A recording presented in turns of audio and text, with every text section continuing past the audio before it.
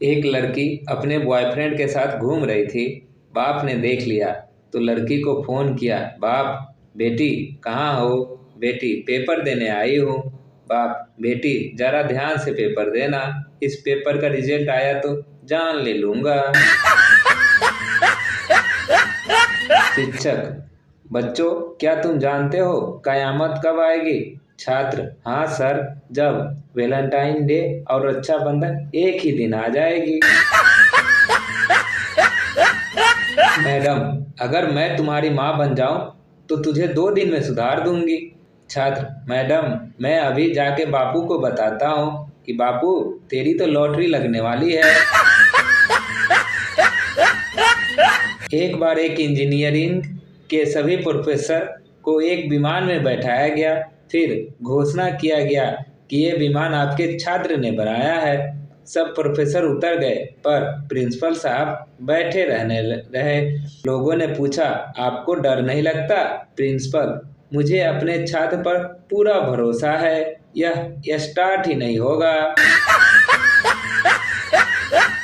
Master, कंजूस किसे कहते हैं? छात्र, जो 100 SMS भेजने पर भी रिप्लाई नहीं करे। मास्टर, बहुत अच्छा, एक उदाहरण दो। छात्र, आपकी बेटी। पिंटू, स्कूल में कॉलेज स्वर्ग होते हैं। पिंटू, अब समझा, इसलिए तो बड़े बुजुर्ग जोड़ियां स्वर्ग में बनाते हैं, कहते हैं। टीचर, तुम कहाँ पैदा हुए? स्टूडेंट, सर तिरुवनंतपुरम में। टीचर, स्पेलिंग बताओ। स्टूडेंट, सर अब मुझे लगता है मैं गोवा में पैदा हुआ था। टीचर, इस वाक्य को खाली स्थान भरो। 900 चूहे खाकर बिल्ली चली। स्टूडेंट, 900 चूहे खाकर बिल्ली धीरे धीरे चली। टीचर, नालायक, मजाक करता है, निकल जा मेरी क्लास से। स्टूडेंट, ये तो मैंने आपके दिल रखने के लिए कह दिया, वरना 900 चूहे खाकर बिल्ली तो क्या उसका बाप भी नहीं चल सकता। टीचर, अगर तुम्हारे पास 15 सेब हो, जिनमें से 6 तुम निर्मला को दे दो, 4 सुनीता को दे दो और 5 डोली को दे दो, तो तुम्हें क्या मिलेगा? स्टूडेंट, मुझे 3 नई गर्लफ्रेंड मिलेगी। एक मोटर मैकेनिक कार के इंजन के पुर्जे खोलकर सुधार रहा था। तभी शहर के नामचीन हार्ट सर्जन उसकी गैरेज में आ पहुंचे। मैकेनिक ने डॉक्टर साहब से कहा, जरा इस इंजन को देखिए। डॉक्टर साहब, मैंने इसके दिल को खोलकर बल्ब निकाले और सुधार कर वापस लगा दिए हैं। कुछ ऐसा ही काम आप भी करते हैं, फिर हमारी सैलरी में इतना क्यों अंतर है? डॉक्टर साहब मुस्कुराए और धीरे से मैकेनिक के कान में बोले, यही काम तब करके दिखाओ जब इंजन चालू हो। इंडिया में सिर्फ 1% लड़कियां ही क्रिकेट, टेनिस, बैडमिंटन, हॉकी जैसे खेल खेलती हैं। बाकी 99% लड़कियां पत्नी बनकर पति की जिंदगी से खेलती है। लड़की लड़के से, अपने बाल तो देखो जैसे घास उगी हो। लड़का, तभी मैं कहूँ कि भैंस मेरे पीछे क्यों पड़ी है। सास ने अपनी बहू से कहा, बहू पड़ोसन से बात मत किया करो, वह बहुत झूठ बोलती है। वैसे अभी अभी तुमसे क्या कह रही थी? बहू ने बताया, वह कह रही थी तुम्हारी सास बहुत अच्छी है। सास, बहू, वह कभी कभी सच भी बोलती है। बहू, नहीं माँ जी, वह हमेशा झूठ ही बोलती है। एक स्टेशन पर एक प्रेमी अपनी प्रेमिका को समझा रहा था। प्रेमी ने कहा, अगर तुमने मुझसे शादी करना मंजूर ना किया तो मैं आने वाली रेलगाड़ी से कट के मर जाऊंगा। प्रेमिका कुछ देर बाद बोली, आखिर इतनी जल्दी क्या है, मुझे 1 घंटा तक सोचने दो। प्रेमी, 1 घंटा क्या, पूरा एक दिन सोच लो। प्रेमिका, नहीं, सिर्फ 1 घंटा। उसके बाद भारत की सबसे तेज रेलगाड़ी शताब्दी एक्सप्रेस आएगी।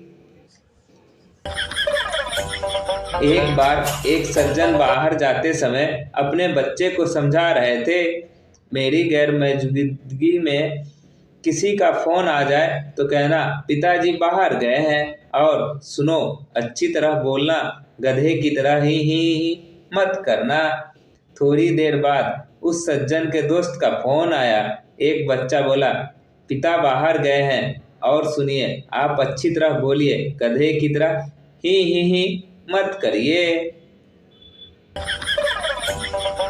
एक पुलिस वाले ने चोर को रंगे हाथों पकड़ा और गुस्सा होते हुए बोला, चोरी करता है बच्चू, आज तुझे मजा चखा कर रहूंगा, यहीं ठहरना, मैं जरा हथकड़ी लेकर आता हूँ। चोर ने गिड़गिड़ाते हुए कहा, नहीं हजूर, मैं आपके साथ ही चलूंगा, वरना आप चले जाएंगे तो मुझे जेल में 1 साल की मुफ्त रोटी कैसे मिलेगी।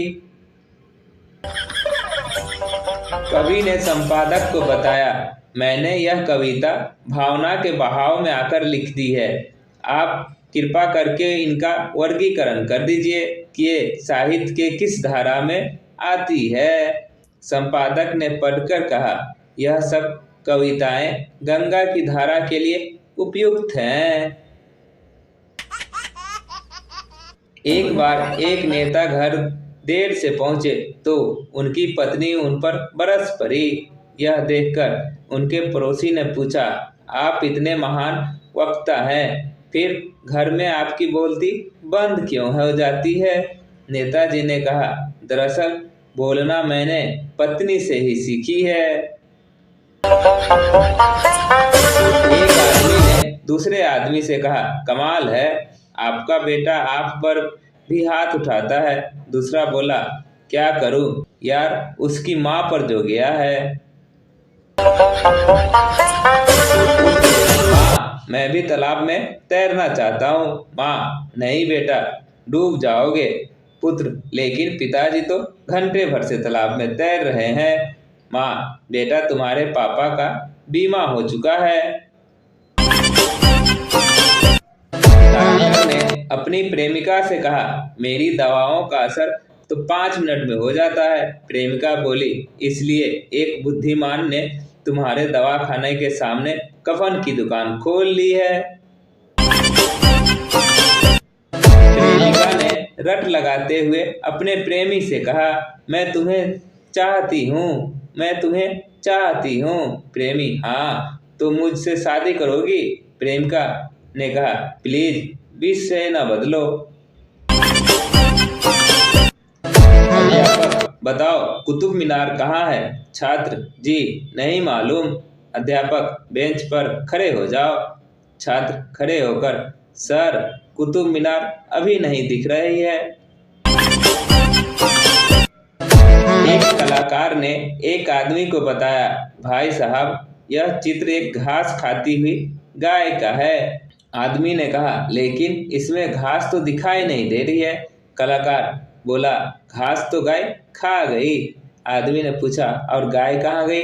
कलाकार ने कहा, गाय घास खाकर चली गई।